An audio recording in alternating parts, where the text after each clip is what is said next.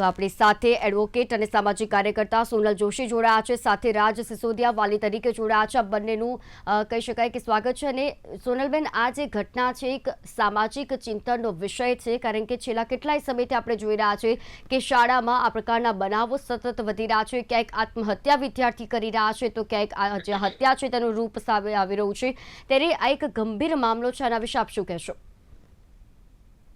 કદાચ આવું ક્યારેય શિવાની જોયું નથી. આપણે કદાચ ફોરેનમાં આ બધી ઘટનાઓ જોઈ છે. અત્યારે કદાચ બહુ હિચકારી ઘટના કહી શકાય. અને હું પોતે પણ મધર છું અને મને પોતાને ખૂબ જ ડર લાગી રહ્યો છે કે આ ખરેખર આવું સ્કૂલોમાં થાય. સ્કૂલોમાં ખરેખર સેફ એન્વાયરમેન્ટ હોય, આટલી બધા ટીચર્સ હોય, સ્ટાફ હોય, દરેક નાની નાની બાબતોનું ધ્યાન રાખીને સ્કૂલને બનાવવામાં આવી હોય, અને જ્યારે આવી સિચ્યુએશન થાય કે જે ખરેખર સંસ્કારોનું સિંચન ખાલી માત્ર ને માત્ર પૈસા બનાવવા માટે પ્રાઇવેટ સ્કૂલો સારા ધંધાકીય સાધન થઈ ગયું છે સ્કૂલો માટે, કે પૈસા બનાવવા હોય તો એજ્યુકેશનમાં જાઓ તો સૌથી વધારે પૈસા બને. કારણ કે દરેક મા બાપ એવું ઈચ્છતા હોય કે પોતાના બાળકને સારામાં સારું એજ્યુકેશન મળે ને એનું ભવિષ્ય સારું બને. પરંતુ આ જે ઘટના બની છે એના કારણે ખૂબ જ ડર લાગી રહ્યો છે અને બહુ બધા સવાલો ઉભા થઈ રહ્યા છે કે સ્કૂલોને પણ કદાચ ગવર્મેન્ટે આખી ગાઈડલાઈન નક્કી કરીને સ્કૂલોને પણ આપવી જોઈએ અને એમને પણ એ ફોલો કરવું જોઈએ કે સ્કૂલની સરાઉન્ડ 200 થી 500 મીટરની જે વાત હતી એ ન કરતા 2000 મીટરની અંદર ક્યારે કોઈ પાનના ગલ્લા ન હોવા જોઈએ, કોઈ વસ્તુઓ અનનેસેસરી મળતી ન હોવી જોઈએ કે જે પ્રોહિબિટેડ હોય, ગલ્લા ના હોવા જોઈએ, ઇવન ખાણીપીણીની વસ્તુઓ ન હોવી જોઈએ. આ બધી જ વસ્તુઓ ધ્યાનમાં રાખીએ તો સિગરેટો આવી ગઈ, ડ્રગ્સ આવી ગયું. અત્યારે આ સૌથી વધારે ડ્રગ્સ અત્યારે કદાચ એવું કહેવાય કે દરેક સ્કૂલોની અંદર ક્યાંક ને ક્યાંક આપણા ગુજરાતની અંદર પણ આટલી બધી રેડ પાડીને ડ્રગ્સ મળતું હોય છે. તો ડ્રગ્સ ન મળવું જોઈએ, સ્કૂલોની સરાઉન્ડિંગ ન હોવું જોઈએ. કદાચ વીડની વાત કરીએ કે એ બધા ડ્રગ્સ નોર્મલી દરેક જગ્યાએ અવેલેબલ છે. લોકો ગાંજા લે છે, પછી લોકો હુક્કાના શોખીન હોય છે, હુક્કાની અંદર આવી બધી વસ્તુઓ મળતી હોય છે, નાની નાની કેપ્સ્યુલ સ્કૂલની અંદર વેચાતી હોય છે. આવા સમાચારો આપણે આએ દિન જોતા હોઈએ છીએ. છતાં ખૂબ શિવાની બહુ મોટી રિસ્પોન્સિબિલિટી છે સ્કૂલ ચલાવવાની. સાથે સાથે સ્કૂલની અંદર લોઅર ફ્લોર પર હોય એનું પ્રોપર ગ્રાઉન્ડ હોવું જરૂરી છે. સીડી ઉતરતા ધક્કા મારી ધક્કા મૂકી થતી હોય છે. એના માટેના નાના બાળકો, મોટા બાળકો એ વખતે સુપરવિઝનમાં ઊભું રહેવું જોઈએ. મોનિટરોને ન ઉભા રાખતા ટીચરો પણ ઉભા રહે, બધા એક લાઈનમાં જાય. આ બધી ગાઈડલાઈનો છે. તો શું એનું પાલન નતું કરવામાં આવ્યું? તમારી નજર નથી? આટલી બધી બબાલ થઈ, આટલું બધું બોલાચાલી થઈ, તે વખતે તમારી કેમ નતું? તમને એવું લાગ્યું કે આ ખોટું થઈ રહ્યું છે? અગર હિંસાકીય કોઈ પ્રવૃત્તિ વાળું બાળક છે, કોઈ પણ બાળક છે, તો એનું કાઉન્સિલિંગ થવું જોઈએ, સાયકોલોજીસ્ટ રાખવા જોઈએ, ક્લિનિકલ કાઉન્સિલિંગ થવું જોઈએ, બાળકોનું બિહેવિયર એનાલિસિસ થવું જોઈએ. અને ગવર્મેન્ટ કેમ ઇનિશિયેટિવ નથી લેતી? કોલ ઓફ ડ્યુટી આવી ગઈ, પબજી આવી ગઈ, આટલી બધી ગેમો છે, એ બધાને બંધ કેમ નથી કરતી? ડ્રીમ 11 ઓનલાઈન સટ્ટો રમો, ક્રિકેટ રમો તો કોઈ પ્રોબ્લેમ નહીં, પણ સાતમ આઠમનો સટ્ટો રમો તો તમને પોલીસ પકડી જાય. પણ પેલો ઓનલાઈન જે સટ્ટો ચાલે છે એ ચાલવાનો.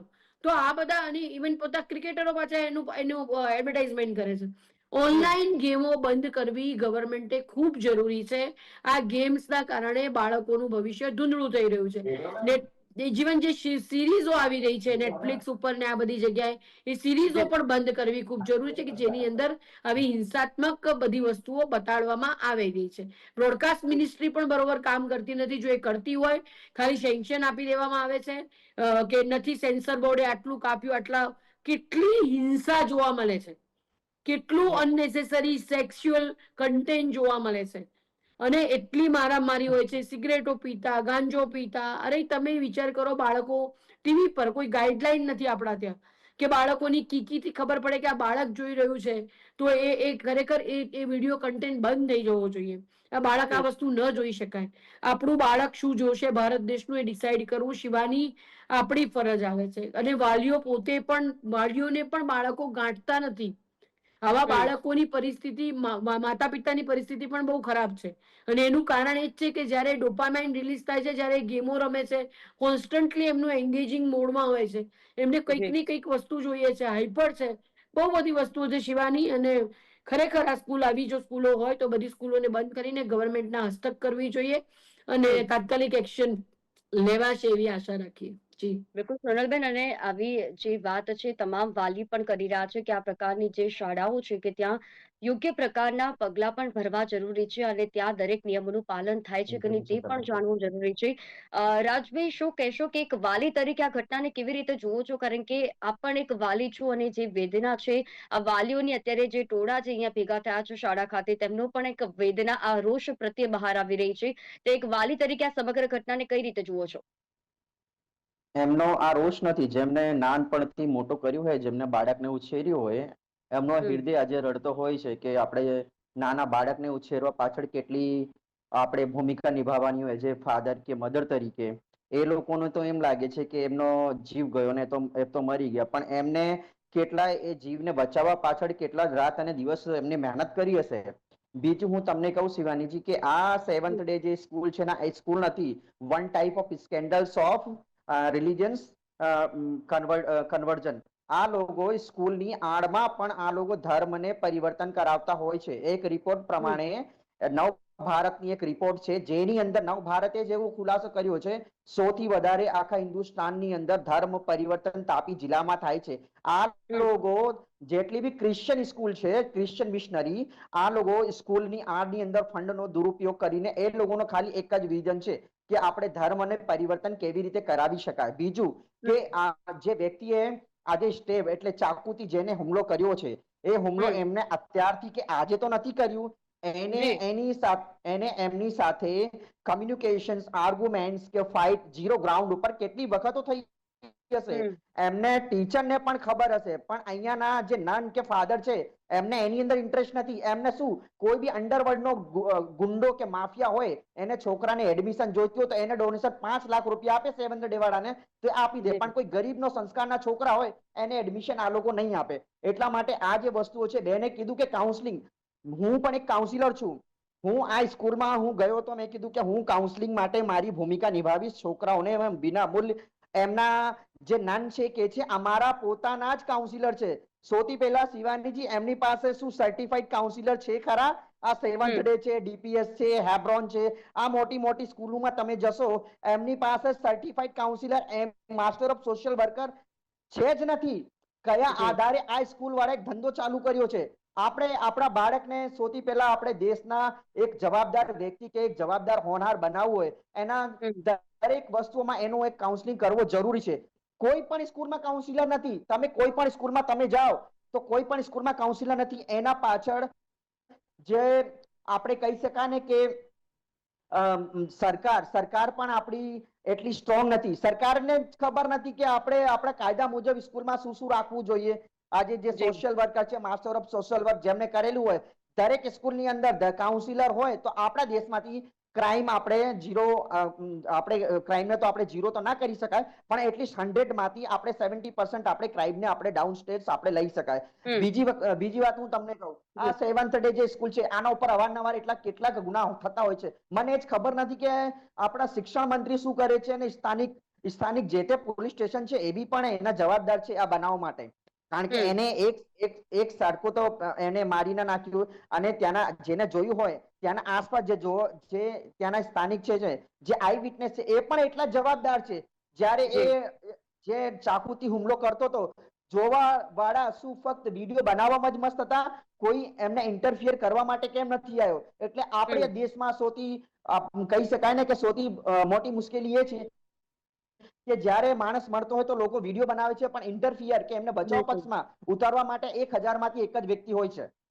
બિલકુલ રાજભાઈ, અને વાલીઓ દ્વારા પણ એ જ કહેવામાં આવ્યું કે એ વિદ્યાર્થી અડધો કલાક સુધી જે આજે ઈજાગ્રસ્ત છે તે રીતે પડી રહ્યો હતો, તેમ છતાં પણ કોઈ પણ કર્મચારી હોય કે પછી કોઈ પણ રસ્તેથી પસાર થતા લોકો છે કે પછી શાળાના કોઈ પણ શિક્ષકો છે, કોઈના પણ દ્વારા તે વિદ્યાર્થીને સારવાર ના આપવામાં આવી. અડધો કલાક બાદ એમ્બ્યુલન્સ આવીને ત્યારબાદ તેને ખાનગી હોસ્પિટલ ખાતે લઈ જવામાં આવ્યું, જે સારવાર દરમિયાન તેનું મોત નીપજ્યું. જો એ જ સમયે તેને તાત્કાલિક સારવાર આપવામાં આવી હોત, એમ્બ્યુલન્સને બોલાવવામાં આવી હોત અને જે બાળક છે કે જેના ઉપર હુમલો કરવામાં આવ્યો તેને લઈ ગયા હોત હોસ્પિટલ, તો કદાચ આ બાળકનો જીવ બચી ગયો હોત.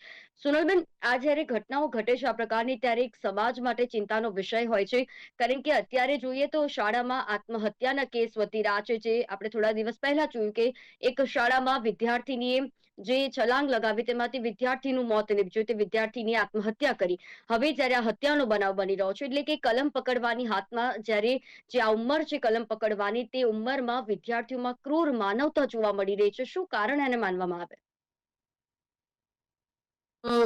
શિવાની, કદાચ હું તને એક વસ્તુ કહેવા માંગીશ કે તમે જો ઓનલાઈન જોવો છો સેવન્થ ડે સ્કૂલ, કદાચ તમે સર્ચ કરો છો તો વિકીપીડિયામાં ઇન્ડિયાની અંદર 100 થી વધારે સ્કૂલ છે આ લોકોની. અને જી.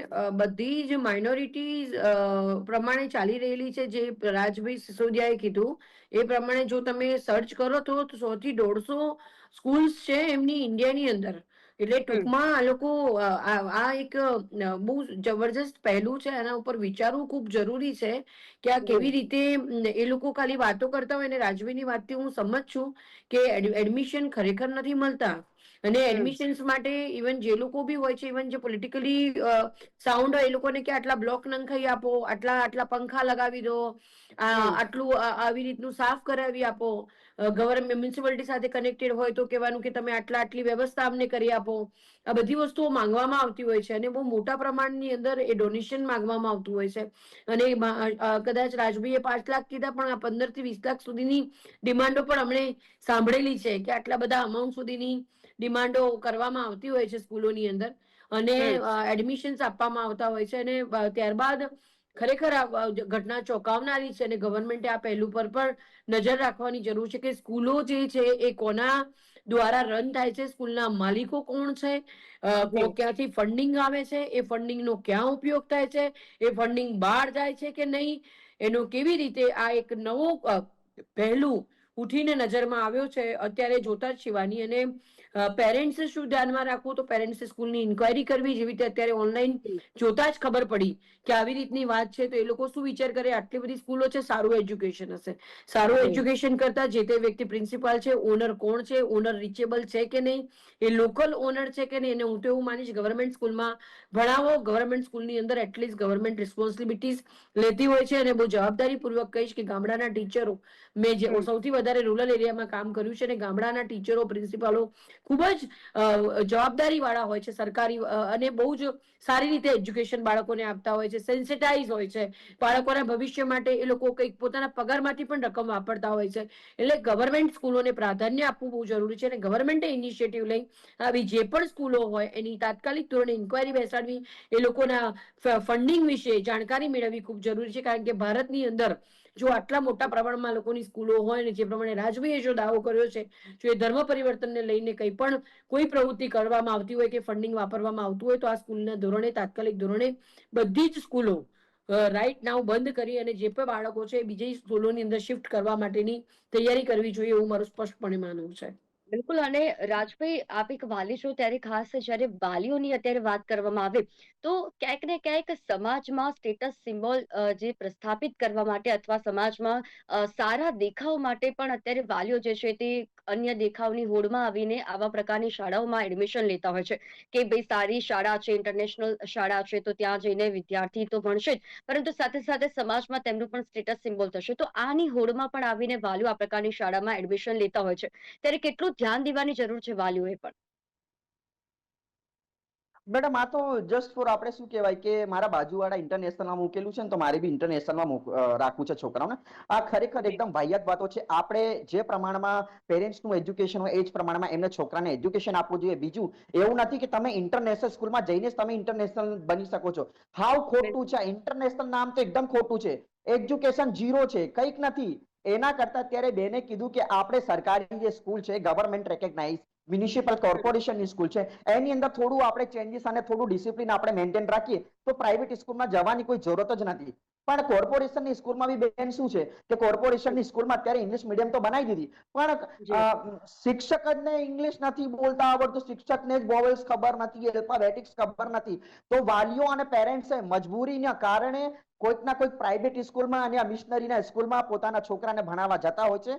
એમના ઇન્ટેન્ડ એવું હોય છે કે મારો છોકરો ભણીને આગળ વધશે, પણ એનો અલ્ટિમેટ રિઝલ્ટ આજે આપણે જોયું કે સેવન્થ ડે સ્કૂલ ઉપર કેવું થયું. હું તો એમ જ ભગવાનને પ્રાર્થના કરું કે કોઈ પણ છોકરા સાથે આવું ના થાય, અને જે છોકરા સાથે કર્યું છે ભગવાન એની આત્માને શાંત આપે.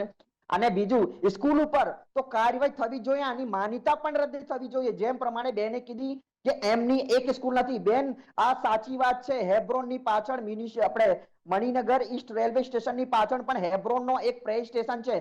ત્યાં આ લોકો નોર્થ અને આસામથી સ્ટુડન્ટ્સોને બોલાવીને આ લોકો એજ્યુકેશન આપે છે. જે લોકો માઇગ્રેટેડ થયા છે એ જ ક્રિશ્ચન છોકરાઓને આ લોકો એજ્યુકેશન આપે છે. કેમ? હિન્દુઓથી આ લોકોને સખ્ત નફરત છે. હિન્દુઓ જોડે આ લોકોને કમાવાનું છે, હિન્દુઓના વિસ્તાર અને ભારતમાં રહેવાનું છે, પણ હિન્દુ જોડે જ નફરત કરવાની. આવી સ્કૂલની માન્યતા જ રદ થાય. બીજું કે આ લોકો હિન્દુના જે બી કલ્ચરલ પ્રોગ્રામ હોય એમને પ્રાયોરિટી કેમ નથી આપતા? કેમ આ લોકો જી જ્યારે 31 ડિસેમ્બર આય જિંગલ બેલ આ લોકો કરે, કેમ હિન્દુઓના તહેવાર ઉપર આ લોકો આટલી સેલિબ્રેટ નથી કરતા? એટલે આ બધું જેવું છે, આ લોકોના જે ધર્મ પરિવર્તન છે સ્કૂલની આડમાં, એનો ઇન્વેસ્ટિગેશન થવું જ જોઈએ. અને આ લોકોનો ફંડિંગ ક્યાંથી થાય છે, કેવી રીતે થાય છે? આ લોકોને શું જરૂર થાય છે કે આસામ અને મેઘાલયથી બોલાવીને છોકરાઓને એજ્યુકેશન આપે? કેમ અમારા ગુજરાતમાં ગરીબ છોકરાઓ નથી? અમારા ગુજરાતમાં મધ્યમ વર્ગના વિદ્યાર્થીઓ નથી? અમારા ગુજરાતમાં અમદાવાદમાં એટલા કેટલા વિદ્યાર્થીઓ છે જેમની પાસે ફીસ નથી, પણ આ લોકો એમ જ એજ્યુકેશન આપે જેમનો ધર્મ પરિવર્તન હોય, જે આસામ, મેઘાલય અને મિઝોરમમાંથી આવ્યા હોય એ જ સ્ટુડન્ટને આ લોકો એજ્યુકેશન આપે છે. બસમાં ભરીને લાવે છે, બસમાં લઈ જાય છે. કયા એજ્યુકેશન આપે છે? શું એજ્યુકેશન આપે છે? એના પ્રાઇમરી ઉપર, પ્રાઇમરી બેઝ ઉપર એનું ઇન્વેસ્ટિગેશન થવું જોઈએ. માન્યતા રદ થવી જોઈએ આ સ્કૂલની. બિલકુલ રાજભી, અને આ જે ઘટના ઘટી છે ત્યારબાદ આ શાળાની જે પ્રમાણે તમારા દ્વારા અને સોનલબેન દ્વારા વાત કરવામાં આવી છે, એટલે ઊંડાણપૂર્વક તપાસ કરવી પણ જરૂરી છે કે આની જે અન્ય શાળાઓ પણ છે ત્યાં કેવા પ્રકારની પરિસ્થિતિ છે, તો શું ત્યાં પણ વિદ્યાર્થીઓ વચ્ચે જો આ પ્રકારની વાતચીત થાય છે અને ત્યાં આવી કોઈ ઘટના ઘટી છે કે નહીં, તે તમામ વિગતો અત્યારે તપાસવી પણ જરૂરી બને છે. રાજભી અને સોનલબેન, આપ બંને અમારી સાથે જોડાયા તે બદલ આપનો આભાર.